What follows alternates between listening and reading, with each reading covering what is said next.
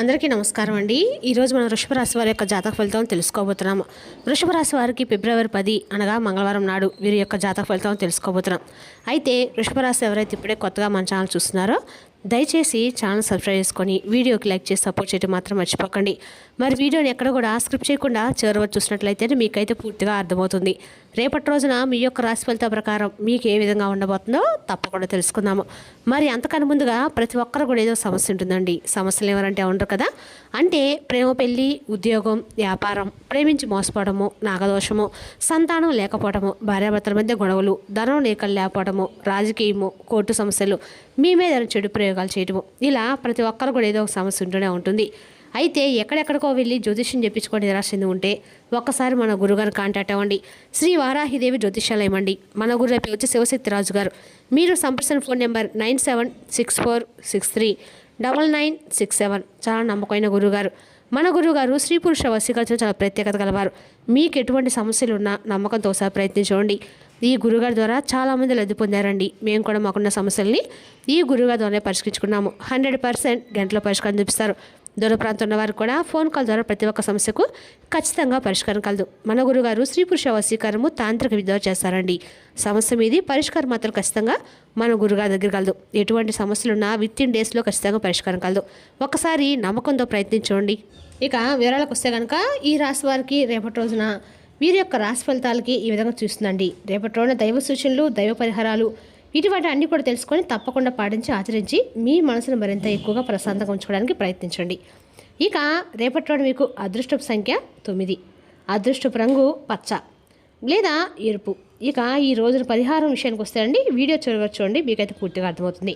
ఇక మీరు గమనిస్తే ఇవి గోచార ఫలితాలు అయితే మాత్రమే అండి. మీ వ్యక్తిగత జాతకంలో ఉన్నటువంటి గ్రహస్థితులను బట్టి ఫలితాల్లో మాత్రం కొంచెం మార్పులు అనేవి జరగవచ్చు.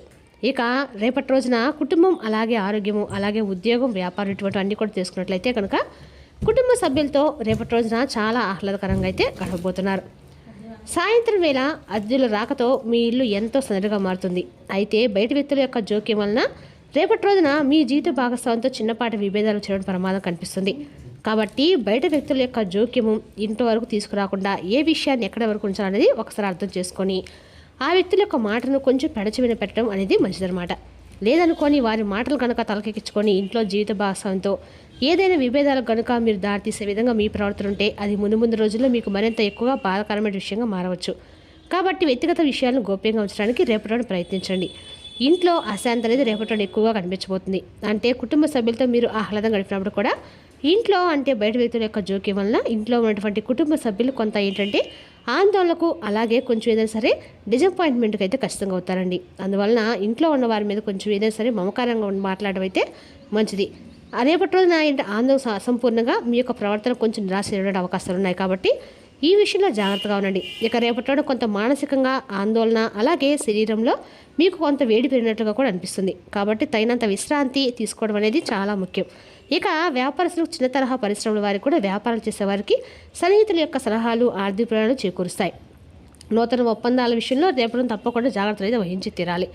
ఇక చెప్పాల్సి వస్తే మీరు గత కొన్ని రోజులుగా అంటే మీరు బయట ప్రపంచానికి కనిపించినంత శాంతంగా అసలు ఉండలేదని, మీరు ప్రశాంతంగా పారే నది కాకుండా బయటపడినటువంటి ఒక నిద్రపోయేటువంటి అగ్నిపర్వతంగా మీ మనసు ఉంటుంది. బయట ప్రపంచానికి మీరు ఎంత మౌనంగా, ఎంత గంభీరంగా కనిపిస్తారో మీ గుండె లోపల అంత పెద్ద యుద్ధం జరుగుతూ వస్తుంది.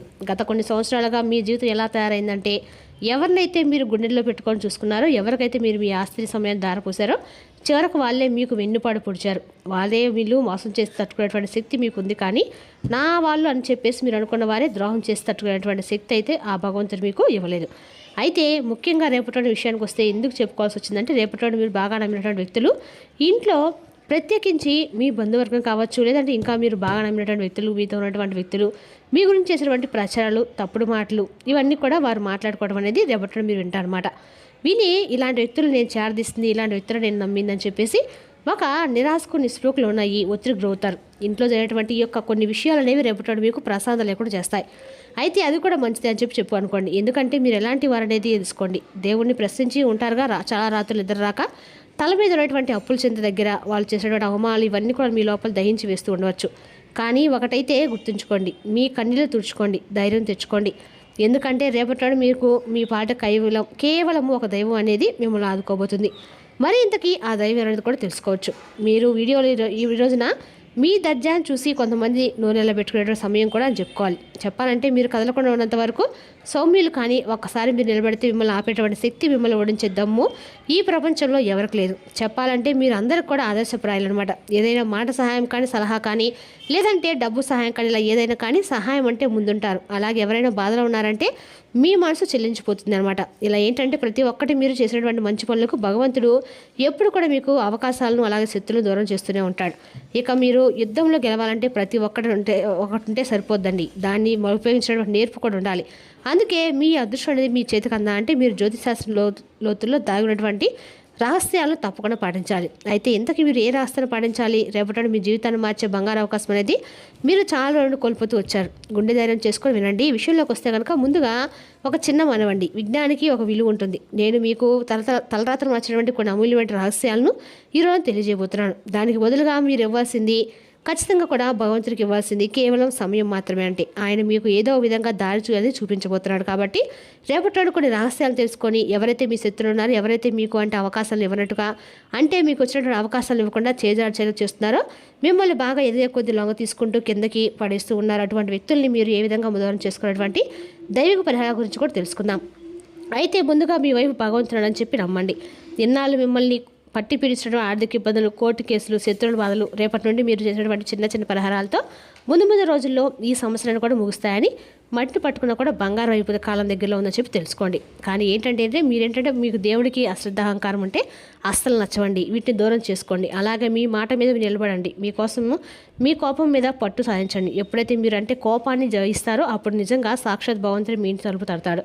ఇక ఆలస్యం చేయకుండా రేపటి అఖండ రాజయోగాన్ని పొందడానికి మీరు ఆచరించవలసిన కొన్ని పరిహారాలు ఏంటంటే, మొదటిగా మీరు రేపటి మంగళవారం ఖచ్చితంగా కూడా కళ్ళు ఉప్పుతోటి ప్రయోగం చేయండి. అంటే కళ్ళు ఉప్పుతో గుప్త పరిహారం అని ఉంటుందండి. మీ మీద పడేటువంటి చెడు దృష్టి మీద ప్రయోగించబడుతుంది. నెగిటివ్ ఎనర్జీ ఇవన్నీ కూడా మిమ్మల్ని నమ్మించి మోసచేసినటువంటి వారి యొక్క ప్రభావం పోవాలంటే ఈ తంత్రం చేయండి.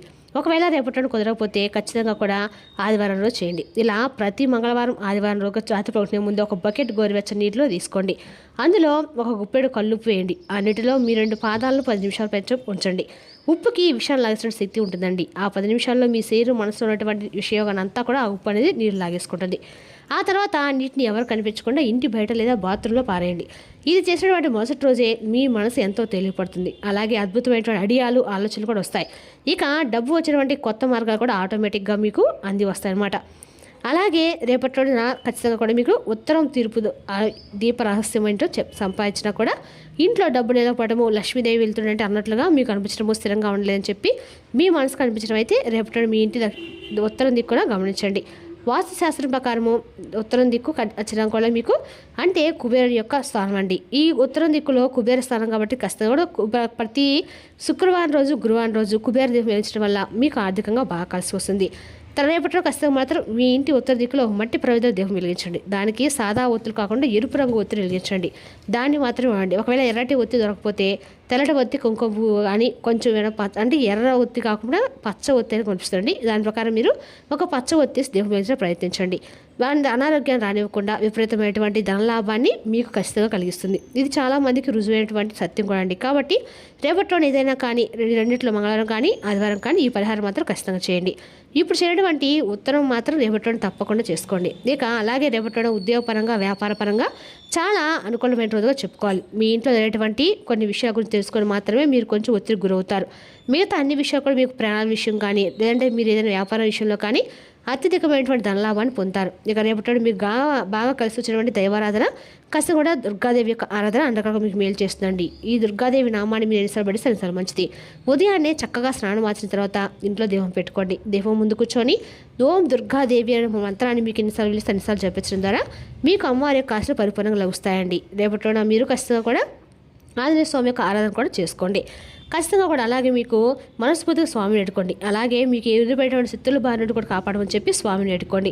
ఇంట్లో చక్కగా టీవీలో కానీ ఫోన్లో కానీ స్వామివారి యొక్క నామాలు ప్లే చేసుకొని హనుమాన్ చాలీసా పఠించండి. నెగిటివ్ ఎనర్జీ ఏదైతే ఉంటుందో అదంతా కూడా పూర్తిగా పరారైపోవడానికి రేపటి బాగా మీకు ఉపయోగపడుతుంది. అలాగే మీకు ఎదురైనటువంటి ప్రతికూలమైన సమయం ఏదైతే ఉందో అది కూడా మిమ్మల్ని నుండి పారిపోతుంది. కాబట్టి ఈ విధమైన చిన్న చిన్న పరిహారాలు చేస్తున్నట్లయితే రేపటి అనేది పీస్ఫుల్గా అయితే ప్రశాంతంగా అయితే రేపటి గడిచిపోతుందండి. మరి తెలుసుకుందాకండి రాశి వరకు జాతక ఫలితాలను. తిరిగి ఏప్రిల్లో మళ్ళీ కలుసుకుందాం. Thank you for watching.